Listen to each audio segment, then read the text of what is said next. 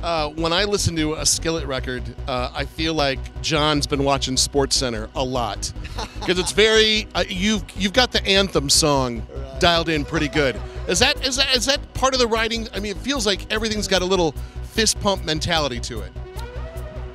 Maybe. I mean, there certainly is all those aspects that you have to think of when you're writing it now because.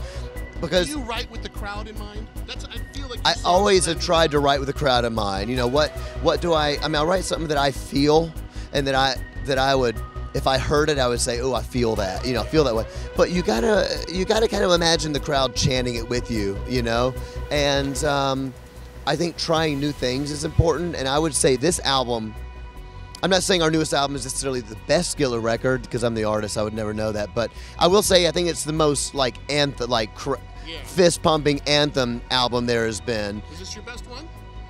I don't think it's our best one, but I think it's pretty close. Pretty close. So you still get personally.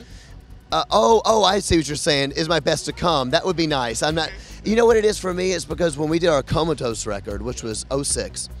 It was for me, a life-changing. It was a life-changing record for our business, but it was also the first one that we really began to see what had always been my vision: playing with secular bands, seeing people come say, "I've never heard of Jesus before, but I love your music."